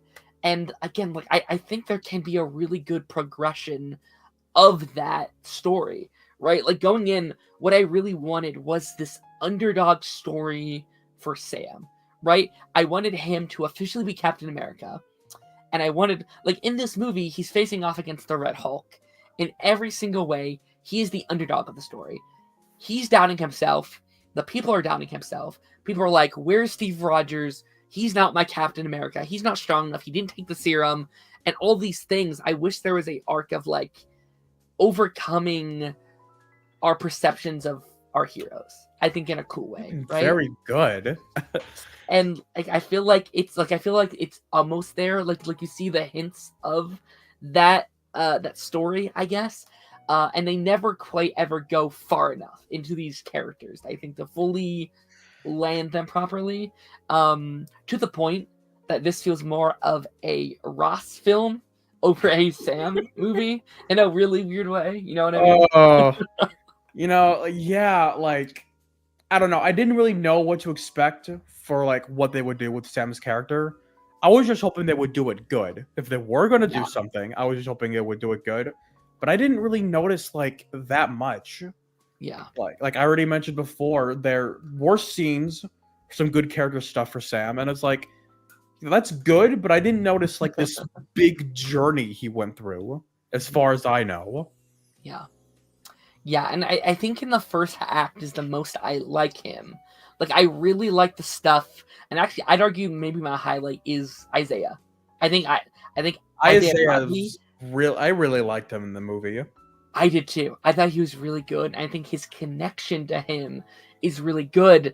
And I honestly, you are close to having an arc there for Sam, where it's like he brought him Yeah. back into this world. He brought him into this world, and because of so, now he is facing prison again. So is the arc going to be facing consequences for our failures? Okay, that's a cool idea. That can very well parallel ourselves with his first outing as Captain America. That could reintroduce that fear of, oh, he chose wrong. But I don't think they ever fully, again, dive far enough into that to Yeah. land I in don't. the way I kind of wish it did. There's a part of me that feels like it was like something that was left out of the reshoots or something like that. I don't know. I'd have to rewatch the movie to remember, but as like I've already said before, as far as I remember, there was no big character Yeah. like arc development that he went through. Which I think was a big missed opportunity for him. Like it was like for a first big screen movie, I felt like it was a bit of a waste. Yeah, I would. I think in many ways it is a waste for many characters, and I think Yeah. like again, I like Sam here. I do think like again, shout out to Anthony Mackie because he is excellent. Yeah, like he's He's good. charismatic. He does really good in this movie. Yeah, no, like he acts his butt off. There's scenes where it's like, oh my gosh, okay, I'm feeling that emotional weight. Joaquin, I think he's a fun supporting character. I didn't have Yeah. any issues with him. Like again, he doesn't have a strong arc, but like I think Yeah, what he but has works. he's fun Yeah. in the movie. No, definitely fun. Like I had no qualms with him. I think Harrison Ford also does a fantastic job. I'll be honest, I think going in, I sort of expected him to kind of just phone it in. Just because, like, oh, it's a Marvel movie, blah, blah, blah. But, like, he doesn't. Like, shout out to Harrison Ford. I know he acts like he doesn't care off camera. But when he's on the camera, he does. Like, he fully commits to his roles. He's I was going fantastic. to mention he just does about not caring behind the camera. I was about to mention he just does not care about Star Wars. First of all, so Yeah. so maybe that's like why. Like I don't know. He just never did good on. I mean, not to say he didn't do good, but like he doesn't care about that. I'm pretty sure. Yeah. Or from No, what I like heard. it's I started off the movie being like, oh, it's very noticeable. That's just Harrison Ford, just like like I didn't see Ross at first, and then about 10 minutes in, I was like, that's Ross, or I think he defines himself in that role very quickly. And again, maybe that's just because the previous Ross didn't have a huge, impact on me. He didn't have a, like again, he was in Hulk, he's in Civil War, but he's not one of those characters that's like, oh my gosh, I love that character, So he really makes it his own. I think I like his little journey of trying to do better despite his circumstances. Like Yeah, he's genuinely trying he to be was a a good highlight of the movie as well. Yeah. Although I will say, for like a large part of the movie, I could not distinguish like him from his character. Like I just kept seeing Harrison Ford. Harrison Ford. I didn't like wanted because I wanted to like get invested in this character, and I'd say it's like probably the best the character has been. I I'd agree. say like no disrespect to William Hurt or whoever played him before. That's Like it, he yeah. did good, but I think it's probably like the most like best written I'd say he was so far. but Yeah. like a large part throughout the movie, it was kind of distracting because he was Harrison Ford. And there are many moments, like in the beginning, like scene, when they're like having a bunch of news reports. There is a scene where he has the mustache on, so I'm pretty That was sure, like, fun. I was look kind of silly. And then later in the movie, he was calling his daughter, um, and they showed a picture of William Hurt. So I was like, that was just really confusing too. Like, it was hard to distinguish like Mm, a Ross character that I've seen in the other movies with Thunderbolt, or not with sure. Harrison Ford. It They was do kind of feel like different characters, right? They do exactly. kind It of feel feels like like, a very different character. So yeah. I don't know. It was just like not bad overall, but just kind of Mm, hard to distinguish it because it was like, oh, that's Harrison Ford. yeah.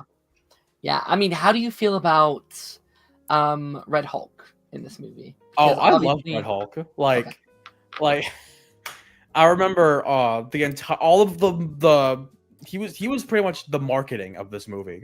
he They was. teased him in the first teaser. He was in the second trailer fully. All of the posters and stuff was Red Hulk. Mhm. So, um, the entire like before I went to see it, I was like, oh, I'm just excited to see Red Hulk fight Captain America and all that. Yeah. Um, and I think for excuse me, like the amount of time he showed up, I really liked it. I liked the action with Red Hulk in the climax. Um, this one, the like before, like Sam's trying to talk down Ross, like that scene, I really liked. Yeah. Everything with Red Hulk was just really good. But I will say this: I feel like they shouldn't have promoted Red Hulk as much as they did in I this agree. movie. Yeah. Like, I'm not saying don't do it at all, but like, wait until the first trailer, like official trailer that released in November. Like, don't tease it. Don't make any first poster because the first poster that they released of the movie was Red Bull's hand crushing the Captain America shield. So like, don't do that. Wait until the first official trailer because then that just ruins the mystery of like what's going on. Because the whole like movie is like a conspiracy sort of thing. Um but like the entire movie I was watching it and I kept thinking, I'm just waiting for Red Hulk. Like when's that gonna come? Yeah. And like it's not that the like mystery isn't interesting or anything. Like it was, but the entire movie is like, oh, this is gonna lead up to Red Hulk. Like we already know what's coming, so like I don't know why should I care. Yeah. Like Yeah. The movie's definitely like built for the audience not to know that he will turn yeah, into the Hulk. exactly. Especially with like Yeah. the main villain, like the leader, because they bring him back after Mhm. Incredible Hulk. Like if they kept that all under wraps and like didn't tease too much of it, then I think the mystery would have worked a lot more. Because then you would be Mhm. shocked, like, oh, it's the guy, it's the leader. And we last saw him in Incredible Hulk, and oh my god, it's the Red Hulk. But then they just do it in the marketing, and it's just like, oh well, like I know where this is going. Right. Uh, Yeah, and like that's a good transition because the leader is like the villain of the movie, and quotations. I think especially a character people have been waiting 17 years to see again, 18 years to see again. I thought he Yeah. was very underwhelming. I thought he was very like we defeat him at the end, and it's like, oh, done. defeat them. Yeah, I was like, exactly. done. Okay, I guess. And again, I know the narrative is supposed to be like, oh, you got me, but you don't got my Hulk, and that's the fight. Yeah. But it's like they so clearly just wanted Ross to be the villain of the movie, and then they're like, oh, but we need someone to get him there. All right, throw Thinker Yeah. or throw the leader in there and have that be the thing. Did you say the thinker? I did on accident, yeah. And like I get it on paper. I think it works on paper. It's like, oh, he tortured me and blah blah blah. But Yeah. I personally didn't give a shit. I couldn't get invested in that character. It's really the opposite for me because like I can I don't think I was that invested in him as a character, but I don't know, like him as a villain, I kind of enjoyed it a little bit. Okay, Like I good. think some of his dialogue was kind of cool and his acting I liked. His plan made sense. I don't think there were too many plot holes with his plan, as far as I know. Like, I think as a villain, like he Sure. was fine. I didn't hate him. But like as a character, like, well, his motivation made sense. I think it all just boils down to I wish he did more. The entire Sure. movie, he's just standing around and talking, and then he gets Yeah. arrested, and that's it. Yeah. It just he's kind of just there. He's kind of just He's really just there, and then he gets arrested, and then yeah. we're done, I guess. And I remember on the ride home, like I was thinking about it, I was like him like creating all of this stuff and all, like Mm. like I kept thinking this dude is just the thinker from the Flash. Oh yeah. Like Very much so. like there are so many similarities to it to the thinker. It was Yeah. it was very funny.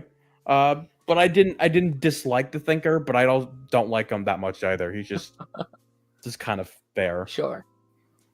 Yeah, and yeah, and again, I think a lot of my criticism is just like it's there, it's in there, it's cool. Like Sidewinder is another big one that I was very excited for because we've been talking about this actor entering the MCU in a while, and I was like, okay, he's in Captain America, he's his villain. I can't wait for them to show me why him playing a villain again, despite him saying he didn't really want to play villains, why this one is so special, why this one is supposed to be getting a TV show. He said this character's getting his own Yes. spinoff. He said when he was announced, he's like, I'm coming to the MCU, and my character will get their own TV show. And I was like, oh, okay. God. I was like, okay, let's see what this character is. And they announced this guy. I was like, okay, all right. And then I'm sitting down in the movie, and I was like, I don't get it. I don't. He is also just there. Yeah. They added. He was like one of the additional reshoot, like Yeah. rewrites thing. They added him as a part of the rewrites.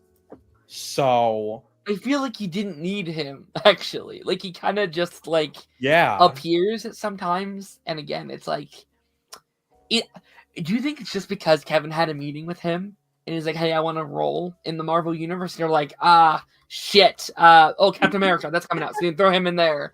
And it's I feel like it's more like I think they looked at the movie, like, oh, there's so many Hulk elements and other elements, but not enough Captain America. They looked at Sure. Sidewinder, like, oh, he hasn't been introduced to the MCU yet. Let's put him in there. Like, I think they saw the character, noticed that he was like a Captain America villain, in a movie where there's not that much Captain America elements besides Sam Wilson himself. They're like, all right, let's just add him in. Yeah. And again, that's a good point. Like, I do wish Sam got more times to shine as Cap. Yeah. Because he's really good. Like, I think the action set pieces work very well. Oh, dude, sorry, I didn't mean to interrupt once more, but like, no, you're good. The action's probably my favorite part of the movie. It's good. Like, Yeah. even when seeing the few trailers, I was like, oh, the action's gonna be pretty good. And like the aerial combat was really good. There was a sequence where Sam's flying around a ship and the camera swerves up and down. That was really cool. He rides a missile, I think, at one point in the movie. I've seen people online talk about that one scene. I'm trying to think. There was one camera shot that I thought was kind of cool. I mean, I don't know how I'd say, but like, it's a scene where it's before Sidewinder attacked and he's driving in his truck. And as he's driving down the road, the camera like flips upside down or something. Yeah. Like, there was just a quick scene that I thought was shot pretty well, I think. But like, just the action alone, Red Hulk action, aerial combat, I loved it a lot. It's my favorite part of the movie that they did very well. I agree. Yeah, and I think they do a good job at like defying what Sam is as Captain America, right? Like, I like the element, especially in that, again, spoilers, but in that Sam and Bucky scene where it's like, you in like Captain America inspired, but you put up a expectation that anybody can do anything. I've always said that Sam should not have the serum because he's someone that needs to, despite all odds, despite being surrounded by Hulks and gods Basically, and come out on the other come out aliens. on top, pretty much. Yeah, that In a way. he is the little guy that is like doing what Captain America did, but without all the fancy shiny stuff. And I Yeah. think that's incredible. I love that stuff. That's Yeah, where the that movie scene shines. was like I was surprised he showed up.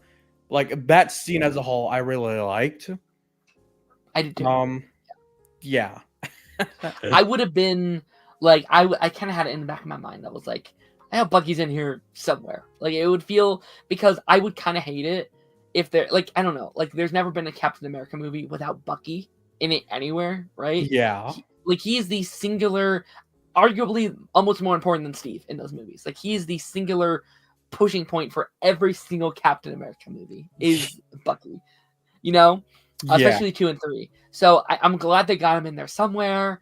You know, kind of puts it out there. I do wonder if Sam's gonna have a cameo in Thunderbolts. That would be fun if they could have. That would be kind of cool. I don't see it happening that much. It would be funny if they did a scene like what they did in Brave New World where Bucky shows up. Like they have that kind of same scene, but when Yeah. Sam shows up and gives him some sort of inspirational sort of like speech, I guess. I think that would be pretty cool as like a parallel. It'd be funny if it was the same, yeah, like if it was the same scene. It's just like we're seeing him go like he gets a phone call or whatever. He's like, oh, he needs my help, and he goes like, I have to go give a speech really quick. I'll be right back. That'd be really funny. Although it's just the same thing. I just want to bring this up. I still find it so funny that Bucky Barnes, the Winter Soldier, is a congressman. Yep, it's someone that worked for Russia. Right, with someone that was mind controlled by Russia. Lots of people, but he ends up as a congressman. That's... Yeah. Oh yeah. I mean, not that much different from the real world, I guess. Let's go. Okay. I'm gonna count myself there. Okay. No, I wanted to go into this and be like, no, everyone's so wrong, and I think to a certain degree they are. Yeah, like there's a lot of bits in the movie, a lot of moments where it's like this is good, like this is really good, like action. There's some neat character moments, in the movie. But like most of it was like this is exactly what I expected. Yeah. No, for sure. And it's like I've heard people be like, "This is the worst MCU movie." I'm like, "You're high. That's crazy. There's no way in hell. It's not even bottom Dark 5. World. Like, I don't get these people. They forget Dark World exists. Or I'm trying to think. I know people say Love and Thunder, so that's fair. I've already said I don't hate it, but like that's true there. Like there are lots of other projects that are worse than Brave New World. Be for real. Yeah, no, it's and you know what I'll say is like what I really enjoyed about this, and I do feel like certain elements I do think feel like a breath of fresh air, because I do like that it is a more and I guess this is a positive and a negative, but it is a very simple story, right? This isn't the end of the world. This isn't the multiverse. This isn't connected to some large narrative. They just made a movie. They just like, hey, this is a movie that is set in the MCU, and they're just doing their thing. And I think that is sometimes missed in a lot of these. Honestly, sorry, you can keep going. No, go ahead. No, you're totally good. It honestly kind of feels like to me like a modern Phase 2 movie. I feel like like it isn't setting up a ton of things. Like there are things that will continue from this movie, a few plot lines and stuff, but like as a whole, like it's just telling a story. Like like a lot of other Phase 2 movies, they aren't trying to set up a ton of things. They're just being an MCU movie. If that's probably the best way I describe it. No, I it's kind of what I want more of in the MCU. Like I want projects that do feel connected to it feels like it's part of a narrative, but they are on their own. They're telling a more individual story. And I'm not saying you can't have these big events. They're great. But for those big events to work, you need to have these singular stories to make those feel eventful. It's just that's how it is. Yeah, I agree with that, but I feel like a movie like this where it's just trying to tell a story and not be like a big thing, that should have been like Phase 4. Like I felt like certain elements were Phase 4 where it's like they're trying to set up so many things, Yeah. and like some of them might not even happen because of too many factors outside of their control. Mhm. So for like the beginning of Phase 4, they should have just like started off with like just telling certain stories, Mhm. not so much set up like the multiverse saga from the Yeah. get-go. Like if they held off on Loki until like the end of Phase 4 or something like that, that could have been a lot better, I feel like. Or Yeah, like I will agree that I think placement of it is a little weird because you're right. Now should be when we're setting up. Now should be when we're getting ready for Avengers. In 2 movies from now, we have 2 more yeah, movies, and then we're going into Avengers. That's it. yeah, like we have That's Thunderbolts, crazy. Fantastic Four, Doomsday, like, Yeah, and and it's most of them aren't setup movies, right? Thunderbolts probably on its own. Vision Quest, Daredevil, Ironheart, probably all self-contained, right? yeah, The only thing that's probably going to set up would be Doom or would be Fantastic Four. yeah, but So sorry, calling it right now, they're just gonna tease Doom and the post-credit scene. That's all the character work that is gonna get in that movie, and I don't know, like everything with that is disappointing. I feel like. I'm curious because I think Doomsday could feel like a mess, right? Yeah, There's a lot they have to do in Doomsday, which is not necessarily a bad thing, right? yeah, Sometimes you can just introduce a movie and that's fine. Like you can introduce the villain, that's fine, totally good. yeah, But again, there's gonna be so many characters. I think actually where I'm at right now is I'm not worried about the Doom stuff because you can totally do that in Doomsday. That's fine. What I am worried about is the state of the Avengers. The Avengers aren't a thing, and I was really yeah. hoping in this movie, and they definitely tease it. I was hoping that there would be some kind of confirmation that the Avengers are forming. And I get he has the whole thing of like, yeah, I'm going, we have to reform it. But I was hoping that there would be some sort of, I don't know, like computer screen with a bunch of faces or something to kind of imply. You got like a Batman versus Superman. Got to show all the different icons, different No, like absolutely. footage And stuff. I will say one thing I did dislike about this movie is I think it has one of the worst post-credit scenes in the entire MCU. Ooh, I did not like the you post-credit did not scene. like it. You know, just like the rest of the movie, it was there. I mean, I didn't dislike. I mean, it's nice that another character knows that something is going on with like the Doomsday stuff. Oh, no, I'm sorry. The director said it was the Illuminati. I don't believe that for it. That makes sense. That's so stupid. I don't believe it for a second. I don't buy it. I don't believe it. I think they saw the negative discourse to that post-credit scene, and they're like, "All right, we just got to change it up." So, oh, it's actually the Illuminati. Like that's what we're Makes setting no up. sense. Why would It it makes be no the sense. Illuminati? It does not make sense. So, No. I'm not taking what I'm. I don't want to give the no crap to the director. I'm not taking his word for that. No. It's Doomsday. Yeah, it's but, like- definitely very I don't know, like it kind of just felt like was done after the film was done. I'm like, oh shit, Yeah, the it post-credit does. scene, tease Doomsday, just tease it in there and say stuff that we've been hearing for 2 phases now. Like this isn't new information to anybody. It's just like it's there to remind people something's happening without giving us any new anything. It's like all right. What I'm thinking, like this should have been like a Phase 4 movie. I feel like a post-credit scene like this would have been better in Phase 4 when they were like starting to set stuff up. Sure. I feel like. Yeah. But we're like this late and they're telling us, "Oh, something's coming. It's Doomsday." He mentions the others. So I thought it was Kang, but then I remembered they aren't doing that anymore. So like, oh, it's Doomsday, I guess. Yeah.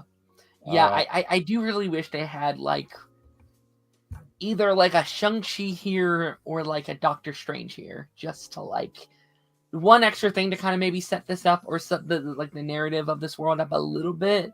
Yeah. But maybe it'll be here and be like, we didn't need it. Fantastic Four was enough. We're good. again, we don't know. It's Yeah, it's like, kind of whatever. although I will say, I feel like this kind of post-credit scene will lead into like Avengers 5 where they're trying to set up the Avengers. Like, I Yeah, do like the idea of them having to create a new Avengers team when a new threat or big threat arises. it's fun. I just Yeah. think the way they went about it was just not the best. Yeah, like I always just like the idea of like a computer screen, maybe a bunch of faces, like maybe, maybe there's some question marks, being like, okay, who's on world, who's off world, Yeah, whatever. Um, I do think it's interesting that there isn't anything, right? Like we saw in Shang-Chi, there's something, like there's some kind of Avengers team of some sort, with Captain Marvel and Bruce and stuff like yeah, like that. So they it's know like, each other now. I feel like by now there has to be like some sort of other team. Like whether it's big or small, I don't know. There has to have like yeah. been something now, but there's nothing. Just as like nothing like official, like they don't have a tower, Yeah, and which that's also a thing is like Sam does not have the resources to build yeah, the Avengers like Fury and Tony did, right? Like he just doesn't. So that's going to be interesting. The Avengers power is a lot in um, Thunderbolts and stuff like that. So yeah. that's gonna be interesting. One final thing I'll say. I know this was a big part of the controversy of the movie. I thought Ruth was awful. I thought she. Ruth. Oh I yeah, thought that Ruth was one of the more character. recent, like, again, for a character that's caused this much controversy, not worth it. One of the Not most worth boring it. characters in a long time. I genuinely couldn't give a shit. I couldn't. It's like they wanted Nat. If that like I felt like they wanted Nat in this movie, but she's gone. So it's Yeah. like, well, you know, and it's like you could have literally put any character in that. I'm You, pretty you sure could, there was like some other person that Sam knew in the movie that he kept talking to. Just make her the Black Widow, like assassin character. I don't remember who the name was, like Taylor or something. I don't know. They just make her the Black Widow. Like I don't know. Like I didn't despise this character, although it's kind of funny because she showed up and it was like, oh, is that the character that people were hating? Like, is that the person really? could have taken her out easily. Could have fixed the narrative without her easily. She was not needed. I don't And know. I just kind of didn't mind her. She was just kind of there. Like everything else in the movie, she was just kind of there. and as someone who loves Agents of Shield, like I was a big fan of that show. At the back of my mind, I'm always like, okay, where could they fit into the story? So many of those characters could have fit as that role. Like you could have had, May or Bobby Hunter, or as that character for them, like in the narrative. Wouldn't have had to introduce it at all. Just they're this character. You don't have to explain to casual Yeah. audiences who they are. There's some characters in the like Netflix shows you could have thrown in that spot too. Would have made some fans happy. So, Yeah. what with that being said, I mean, do you have any kind of final thoughts, things that we haven't mentioned about this movie that you would like to bring up? I'm gonna try and like think about it real quick. The 5-month time skip in the beginning felt unneeded. Just want to quickly mention that. I don't know. That was some small thing that bugged me. I was like, why did we jump 5 months? That's not a huge problem though. I think there is another issue that I have with the movie. It's like my main overall issue, I think. And I think it is due to like the rewrites and the reshoots and all. But there are so many scenes, or I don't want to say so many scenes, but there are a few number of scenes where characters they're just shouting expository dialogue. Like there was a scene with the leader, like when they first meet Sam, and Sam's like, so all this time, like all this stuff, you were behind it. The scene where he's talking to Sidewinder about leader's like motivation or something, just shouting expository dialogue, and then Sam talks with Thunderbolt Ross. They're talking about that as well. And then I think the scene just before Ross turns into Red Hulk, like Sam was interacting with the leader and all, like It was so stupid. They're Mhm. explaining the plot instead of Yeah. stringing it along. Sure. It Yeah. feels like they're doing it at the same time. Like they're trying Yeah. to like build up this mystery and build up all this character motivation for the villain and stuff and Ross, and then the characters are just doing that as well Yeah. alongside that. And it just felt stupid. Like I get this. Like for one time it was fine. I'm fine if you're gonna do that once, not like three Hmm. or four times. Yeah. Like there's a lot of telling and not showing in here. Exactly. Yeah. It was so it's just stupid. Like Yeah. I also thought it was kind of funny. I don't know if it's just because I just noticed it. Maybe they always do this, but there's a lot of scenes where characters are just talking to Sam and calling him Captain America, which is great. But like, it's sometimes a little overdone, where it's like they're trying to convince the audience he is Captain America, which he is. There's no denying that. But they keep like Captain America, hey Captain America, hey Captain America. It's like, all right, we get it. We know he's Captain America. I We mean, know. I didn't notice that much in the movie. But I wouldn't be surprised considering everything else. Um, Also, real quick, another thing I want to mention. There is, I know people criticize the MCU's use of like green screen and volume and stuff sometimes. I didn't notice that like many issues with the film's visuals and all. You know, aerial combat and the Red Hulk, the action stuff they did well. Certain Yeah. scenes were shot really well and looked pretty well, but there were a few that I noticed were kind of jarring. Like there was a scene in the climax. It was when Sam was trying to talk Ross down out of being Red Hulk, and I like when they cut back to Sam Wilson, the way it was shot, it was like, oh, it looks like he's standing in front of a green screen. Yeah. Like when they cut back to Red Hulk, I was like, oh, this looks good, and then they cut back to Ross or Sam, and it was just like, oh, he's just that did not look the best. Um, Yeah.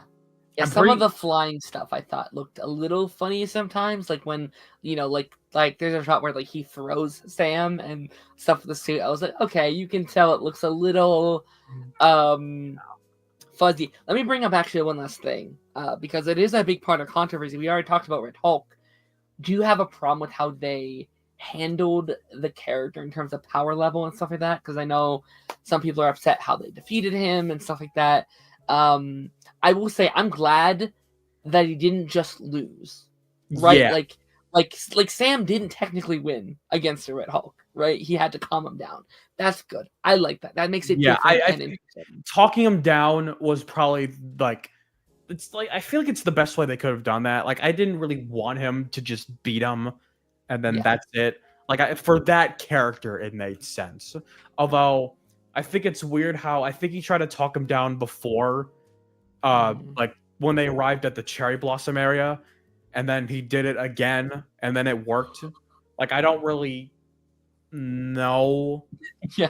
They did it. He did it twice, and if the first time it wasn't going to work, why do you think it was going to do the second time? It's a lot of like coincidences, I feel like. Yeah. It's a lot of like and kind of exactly what happened in What If this season. With which I'd Uh, argue did it better. I'd argue that episode did it maybe slightly better. I can see that. I don't know. I think I agree. I could see that. Just because I think that episode focuses on like again, What If season 3, man, I have a lot of issues with that season. There's a lot I did not like. Yeah, you But know, I really like that episode because it really showcases Sam as a character and that his power is his compassion, that was right? the first one, right? That's the first one, That's the yeah. first one. Okay. And him, like he doesn't have his stuff on. He goes to Bruce to like as a man, as a Yeah. friend, and being like, "Hey, you're my friend. You're better than this. I am trusting you. I'm putting my whole. You can eat me right now. I can't do anything to stop you, but I'm trusting that you will calm down." And I feel like I was lacking a little bit of that from their dynamic, Sam and Ross's dynamic, and I'd actually argue in general, like I kind of wanted them to have a slightly deeper dynamic than what they did. Um, maybe they needed a couple more scenes in the first half, because they have a scene in the first half, two or three in the first half, and then they don't see each other for the entirety of the movie until the end. And Yeah. so maybe a couple more of that. Like maybe instead of the Sidewinder stuff, maybe there's more of Sam and Ross together.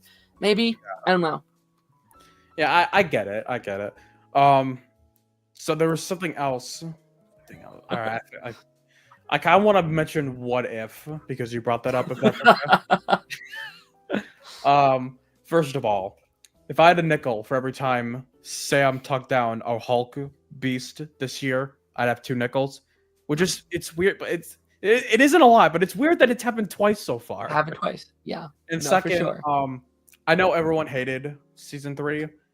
I didn't hate it. It's like my thoughts on this movie. Not bad, not quite amazing, just kind of all right.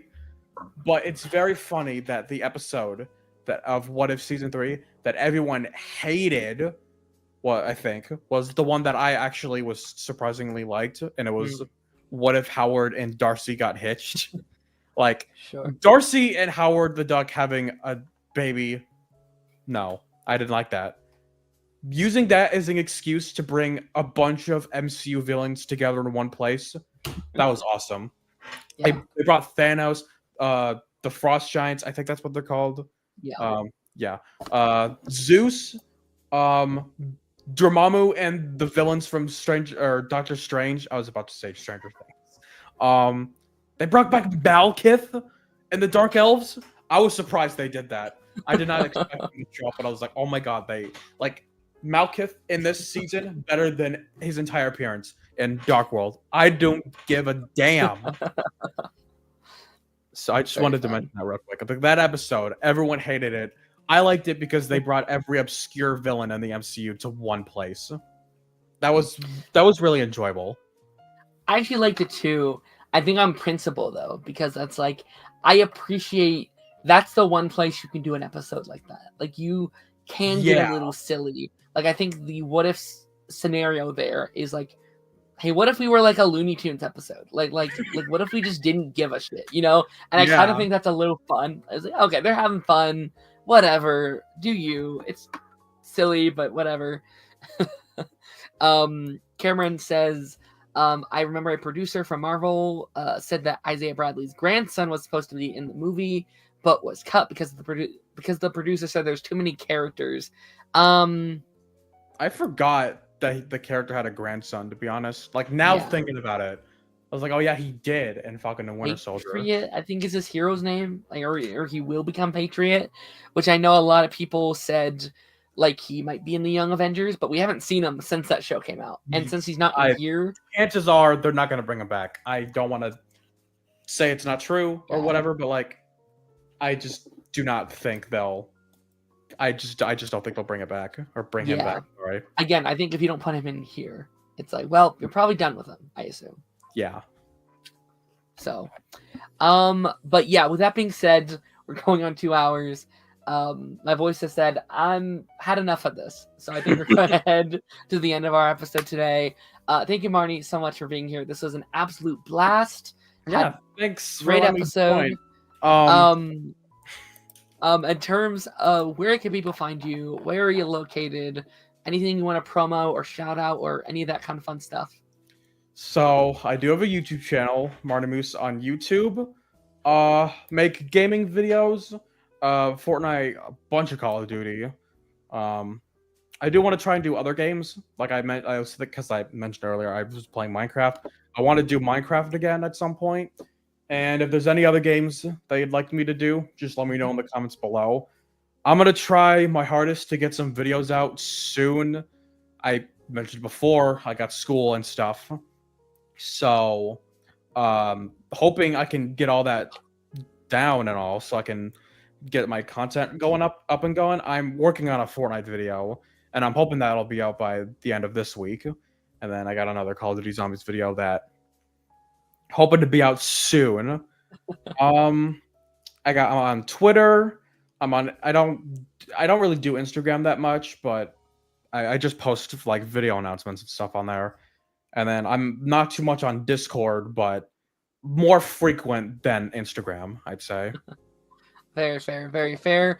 Just really quickly, because he did ask it twice, I want to answer his comment.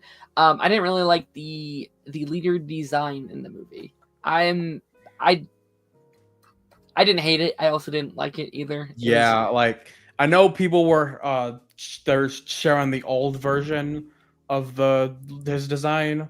I'm like, oh, this would probably been a lot better. I don't know. Like, I feel like if you're gonna have a mutated brain, like it looks very silly. I'll say it's very silly. it's probably the point, but I kind of preferred this version a little bit more. Yeah. There's a part of me that likes this one more, but also thinks the other one is better. It's back and forth. Yeah, I also don't really have a lot of skin in the race because I don't know super well about the comic, like the comic counterpart. Like I've seen them in some stuff over the years, but I'm not like I need the leader back. He must come back. Yeah. I'm like, he's back, cool.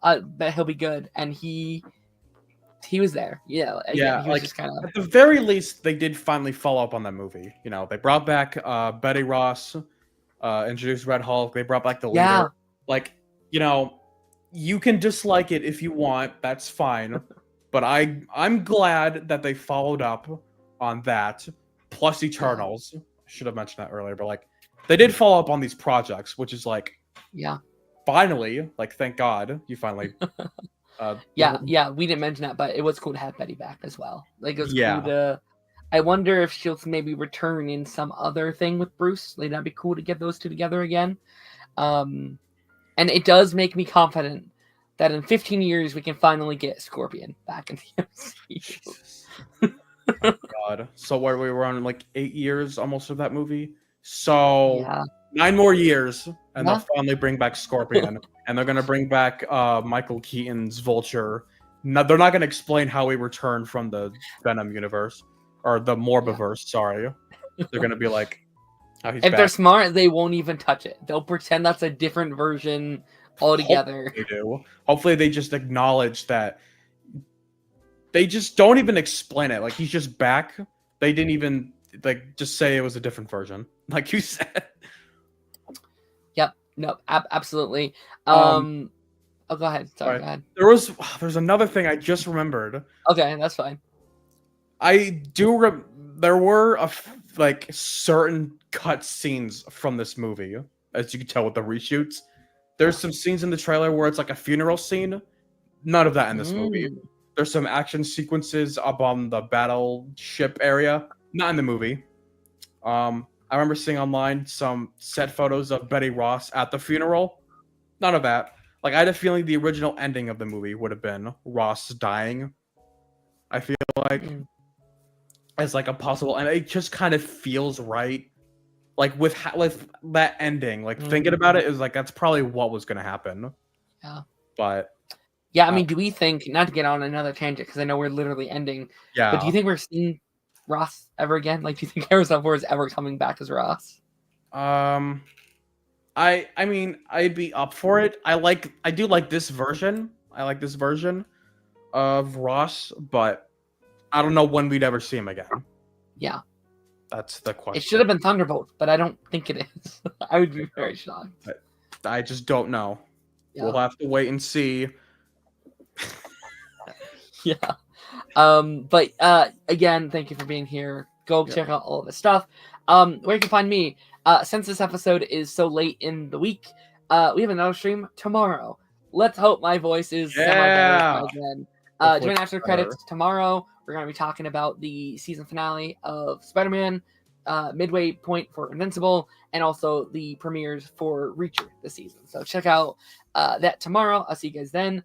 In terms of the pipeline next week, it will be our Cobra Kai episode talking about the final season of Cobra Kai. That's going to be very fun. So tune into all that. And again, all the Morning Move stuff that he's planning and making and all of his social medias. I'm hoping to get through it. That's... Yes. Like I've said before. Everyone in the comments wish him also a happy birthday. That's happening this week.